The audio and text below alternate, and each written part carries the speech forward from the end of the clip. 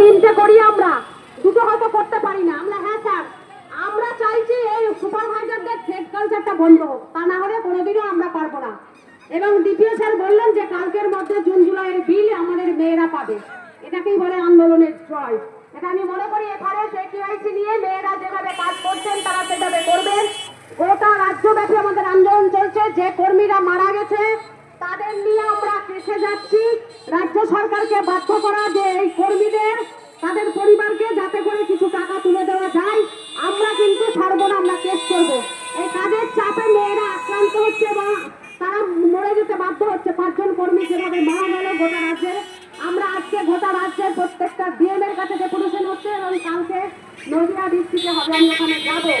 এবং আমরা জানি যে গোটা রাজ্যের আইসিডিএস কর্মীদের এই সময়কালে যে ধরে একিউআইসি নিয়ে যে চাপ, সেই চাপের কাছে কখনো আমরা মাথা নত করতে চাই না।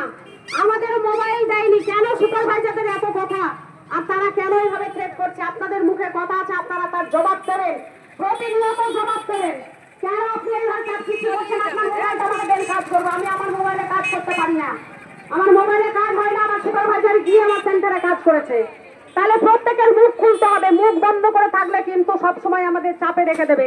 সেই কারণে আমি বলবো আজকের আমাদের এই ডেপুটেশন এবং আজকের আমাদের এই প্রোগ্রাম, আমরা মনে করি এফআরএস একিউআইসি নিয়ে যে চাপ, সেই চাপ নিশ্চয়ই আপনারা যারা এসেছেন যারা আসেননি তাদের কাছে বার্তা যে 31শে অক্টোবর আমরা জানি যে 31 অক্টোবর অবধি আমরা এই কাজ করতে পারবো, কিন্তু এবং আমাদের রাজ্যে বা আমাদের ডিপিও বা আমাদের এই যে এডিএম সাহেব নাকি প্রতিনিয়ত সুপারভাইজারদের বলছেন কালকের মধ্যে 80% বা 90% করতে হবে। কোনো 90-80 নয়, কাজ যতটা পারবে মেয়েরা ততখানি করবে।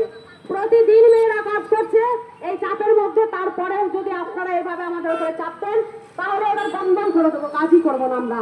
আমরা এটা কি বলতে পারি না আমাদের সুপারভাইজারদের যে কি করতে পারে? দেখি তো কার বেতন কাটতে পারে, কার বিল কাটে, এবার কেটে দেখুক তো কি করতে পারি সেই সুপারভাইজারের। আরে তাদের 1 তারিখে বেতন না ঢুকলে তাদের হাড়ি চাপে না, আর একজন আইসিডিএস কর্মী 3 মাস না পেয়ে তাদের প্রতিদিন শিশুদের খাওয়াচ্ছে, এটাকে মেনে নেওয়া যায় না। সেই কারণে আমি বলবো আজকের যে ডেপুটেশন আমরা দিলাম, আমরা জানতে চাই এবং আগামী দিনে ওরা মনে করছে আমরা ডেপুটেশন দেবো চলে যাবো, এটা কিন্তু হতে পারে না। আমরা রাজ্য সরকারের কাছে কপি পাঠাচ্ছি এবং এই 5 জন কর্মীর যে মৃত্যু হয়েছে সেই মৃত্যু নিয়ে আমরা কিন্তু ছাড়ার পাত্র নই, সংগঠন লড়াই করছে। আগামী দিনে আমাদের এই লড়াই আরো দিয়ে রাখবো এবং আমাদের যে সংগঠনের আজকের এই ডেপুটেশনের কাজ আজকে এখানেই আমরা সমাপ্তি করছি।